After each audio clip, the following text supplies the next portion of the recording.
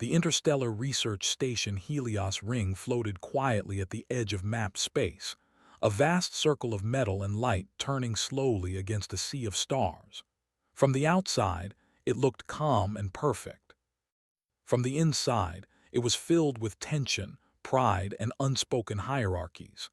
Helios Ring was where the smartest minds of the galaxy came together. Dozens of species shared its halls, tall crystal-bodied beings, floating intellects held together by light fields, armored giants who spoke in low rumbles, and many others whose forms could not be easily described. Every species believed it had earned its place there. Humans had earned theirs too, but no one seemed to remember how. They were listed as adaptive engineers and support specialists. Useful, yes. Respected, no. Ethan Hale walked through one of the station's long corridors, carrying a heavy tool case in one hand and a data pad in the other. His dark hair was slightly unkempt, his uniform smudged with grease from a repair job that had gone longer than expected. He was late, and he knew it. The summons to the emergency briefing had come while he was knee-deep in a failing coolant system. By the time he handed the task off to another human technician, the meeting had already started. Ethan did not rush. Years of working among alien elites had taught him that running only made humans look more desperate. He walked at a steady pace, boots echoing softly on the polished floor. As he reached the council chamber, the doors slid open with a quiet hum. Inside, the room was enormous. Tiered seating curved around a central platform where a glowing hologram rotated slowly, a massive structure floating near a cluster of unstable stars. It was ancient, artificial, and very much a problem. Every seat was filled. Almost. One seat near the lower arc of the chamber remained empty. Ethan followed the direction of several uneasy glances and saw who it belonged to. She sat alone. Her species did not resemble any of the others. She was thin, her body covered in smooth, dark plates that reflected light like still water. Her limbs were long and delicate, her posture perfectly straight. Her face, or what passed for one, had no obvious mouth, only faint shifting patterns that served as expressions. Her name, translated into human terms, was Celari of the Vierks Collective. The Vierks were known for their mathematical brilliance and their social distance. They spoke rarely, observed constantly, and made many species uncomfortable without ever trying. Over time, others had simply stopped interacting with them. And with her, Ethan noticed that no one sat beside Celari anymore, not because the seat was dangerous or cursed or forbidden, but because ignoring her had become a habit. He paused for only a second. Then he walked over and sat down. The sound of a human sitting, a soft exhale, a shift of weight, was oddly loud in the quiet tension of the chamber. A few heads turned. A few sensory organs flickered in surprise.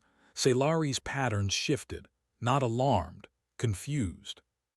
Ethan placed his tool case beneath his seat and offered a small nod in her direction. "Sorry I'm late," he said quietly, unsure if her translation implant would pick it up. "Hope I didn't take someone's place." No one answered. Celari did not respond verbally, but her body temperature rose slightly, a sign of heightened awareness among her people.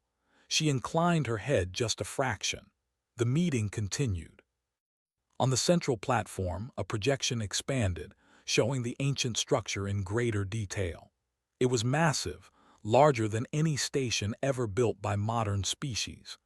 Rings of energy circled its core, feeding power into surrounding stars. A tall, silver-skinned being from the Aurelian assembly spoke, its voice smooth and confident. "This construct is destabilizing the stellar network in this region. Our models show a cascade failure within 3 cycles." Murmurs rippled through the chamber. Another species responded, suggesting a controlled shutdown. A third proposed isolating the stars entirely. Each solution was complex, elegant, and deeply theoretical. Ethan listened with half his attention. He had seen systems like this before, Not ancient megastructures, but machines that had worked too perfectly for too long. When they failed, it was never the big parts that caused the problem. It was always the small ones. Beside him, Celari's attention was fixed on the projection. Patterns flowed rapidly across her facial plates, faster than before. She raised one slender limb. The room went quiet for a moment, then resumed its discussion as if nothing had happened. She lowered her arm. Ethan noticed. A few minutes later, she raised it again. This time, a being from a gas-based species glanced in her direction, hesitated, and continued speaking over her. Celari did not insist.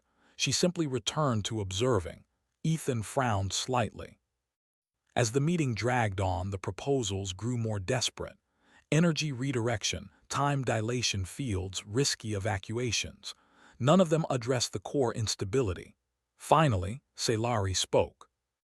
Her voice was soft, layered with harmonics that made it difficult for some translation systems to keep up. Still, her words were clear. The energy cycle within the inner ring is asymmetrical. The feedback delay has increased beyond optimal parameters. Silence followed. Then someone laughed, a sharp, clicking sound. "That data is already accounted for," said a delegate from a dominant coalition species. "The Vierks models often exaggerate microvariances." Celari said nothing more. Ethan felt something tighten in his chest. The meeting concluded without resolution. More analysis would be done, more models refined. Time, they said, was still sufficient. As the chamber emptied, Celari remained seated, her posture unchanged. Ethan hesitated, then turned to her. "Hey," he said, keeping his voice calm and respectful. "About what you said earlier, the asymmetry, can you explain it again?" Her patterns froze. Slowly, she turned her head toward him. "You request clarification?" she asked. "Yeah," Ethan replied. "I think you're onto something." For a long moment, she studied him. Humans were unpredictable. That was a known variable. Still, no one had asked her to repeat herself in many cycles. "The construct was designed to self-correct," she said carefully. "But self-correction assumes stable input. The surrounding stars are no longer stable.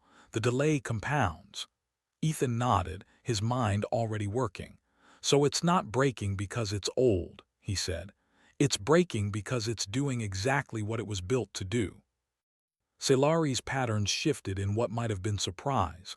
"That is an accurate simplification," she said. Ethan smiled faintly.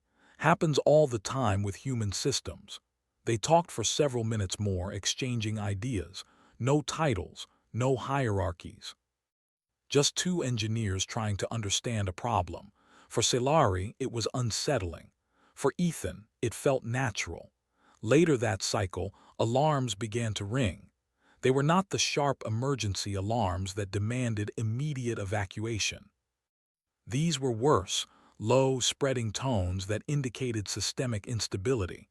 Ethan was in a maintenance corridor when his communicator activated. "All personnel, report status," a voice called out. "Energy fluctuations detected across multiple sectors." Ethan swore under his breath and started running. Throughout the station, lights flickered. Gravity wavered. The ancient structure outside Helios Ring surged with uncontrolled power, its rings glowing brighter than before. In the command center, panic spread. The models had been wrong. The cascade failure had begun early. Celari stood alone in a side chamber, watching real-time data streams flood her interface. Her calculations updated faster than most species could perceive, and the conclusion was unavoidable. The structure was collapsing. Evacuation protocols were initiated, then canceled as escape vectors failed. The station was too close. If the structure detonated or imploded, Helios Ring would be caught in the blast. A shadow fell across her console. Ethan stood there, breathing hard. "You were right," he said, "and we're out of time." She looked at him. "Yes." For the first time, her voice carried something unfamiliar, fear. "The solution requires manual intervention within the inner ring," she continued. No species present can survive the conditions for the required duration. Ethan exhaled slowly and glanced at the data. How long? He asked. 7 minutes, she replied. Minimum. Ethan let out a short, humorless laugh. Figures. He straightened and met her gaze. Show me where, he said, her patterns shifted wildly. You will perish.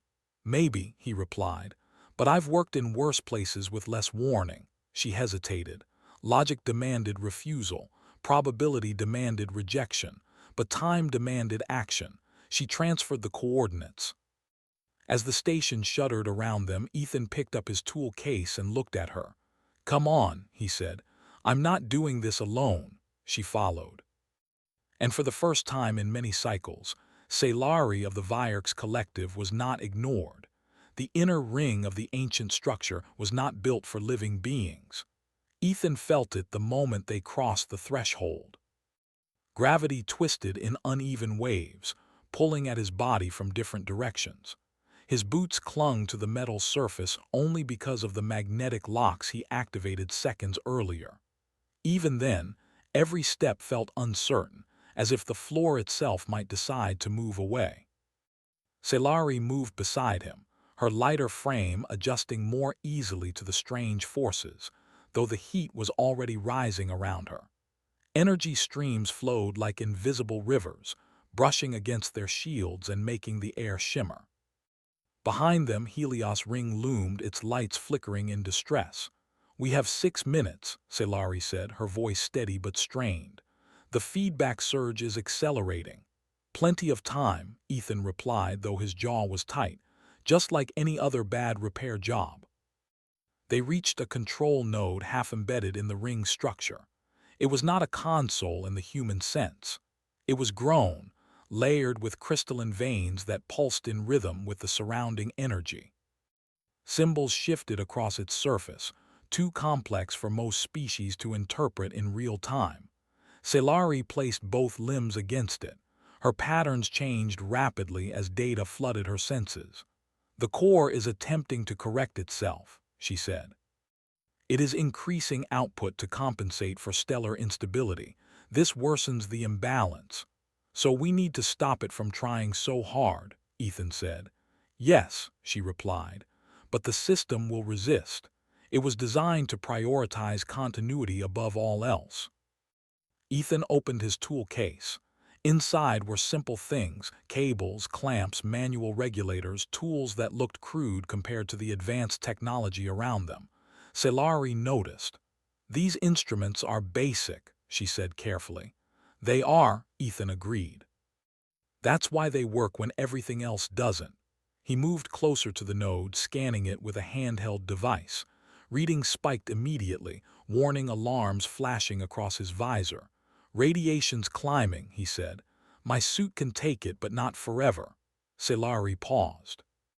Your presence here significantly increases your risk of termination. Ethan glanced at her. You can just say death. I know what I signed up for. She studied him. Why do you continue? He considered the question as he secured a clamp around one of the glowing veins. Because if we don't, he said, a lot of people who never even knew this thing existed are going to die, and because you were right and no one listened. Her pattern slowed. That is not a logical answer, she said. No, Ethan replied. It's a human one. The structure shuddered violently. A wave of force knocked them both against the surface. Ethan grunted as pain flared through his side, but he held on. 5 minutes, Salari said. She began recalculating, adjusting the flow patterns manually. Her species excelled at precision, at perfect alignment, but the system refused perfection now. Every correction triggered another imbalance somewhere else. It resists adaptation, she said. It seeks equilibrium that no longer exists. Ethan finished attaching a regulator and connected it directly to his suit's power supply. This is going to confuse it, he said. Short-term instability to prevent a long-term one. That violates optimal design principles, Salari said. Yeah, he answered. Humans do that a lot. He activated the device. The response was immediate. Energy surged unpredictably, flooding the inner ring. Ethan cried out as his suit absorbed the first wave, warning systems blaring. The regulator shook violently, metal whining under the strain. Scifi reacted instantly, adjusting her calculations to account for the chaos Ethan had introduced. The system hesitated. For the first time in thousands of years, the ancient construct did not know what to do. 3 minutes, Scifi said, urgency breaking through her controlled tone. Ethan's vision blurred as heat seeped through his suit. He could feel burns forming despite the protection. His breathing grew heavy. Almost there, he muttered. Scifi rerouted energy through secondary channels, channels long considered inefficient and therefore unused. Under normal conditions, they would have been wasteful. Now, they were essential. The structure began to stabilize, but not enough. One final adjustment is required, Scifi said. Manual override at the core junction. Ethan looked toward the junction. It was a narrow gap between two energy streams pulsing violently. Let me guess, he said. That's the worst place to be. Yes, she replied. Exposure will exceed survivable thresholds. Ethan was already moving. He disengaged the magnetic locks on his boots and pushed himself forward, drifting into the junction. Energy slammed into him like a physical force. His suit screamed warnings as systems failed one by one. Scifi watched, frozen. No species she knew would choose this. Ethan reached the junction and slammed the final device into place, forcing the core to accept the imbalance rather than fight it. He activated it manually, using his own suit's power as a buffer. For a moment everything went white. Then the energy flows slowed. The structure's rings dimmed, their glow settling into a stable pattern. The feedback loop collapsed inward, harmlessly dissipating excess power. The cascade failure stopped. Inside Helios' ring, alarms fell silent.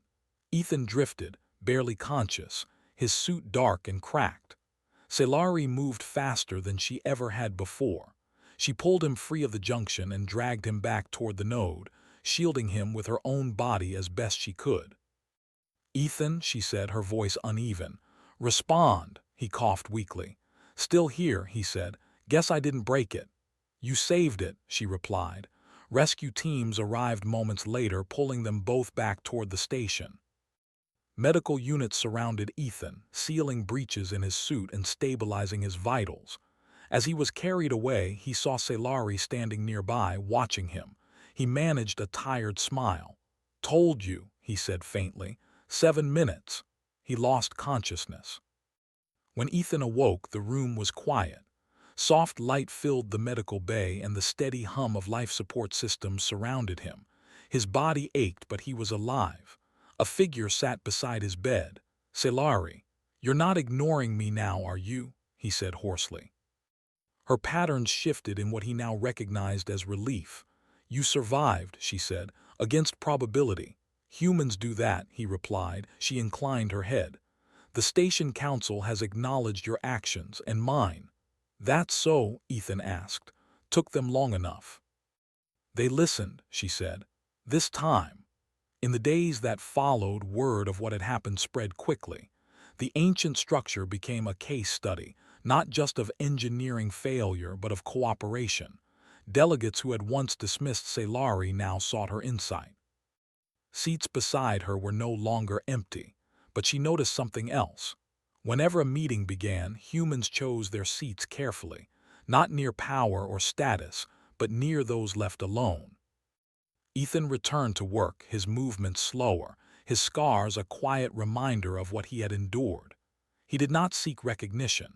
He fixed things, joked with other engineers, and treated everyone the same. One cycle, during a new assembly, Scifi entered the chamber early. She chose a seat. When Ethan arrived, he saw her and smiled. Mind if I sit? He asked. She gestured to the empty place beside her. I would prefer it, she said. Around them the galaxy watched and learned. Humanity was not the strongest species, not the smartest, not the most advanced. But when systems broke, when logic failed, and when others were ignored, humans sat beside them. And together they fixed the impossible.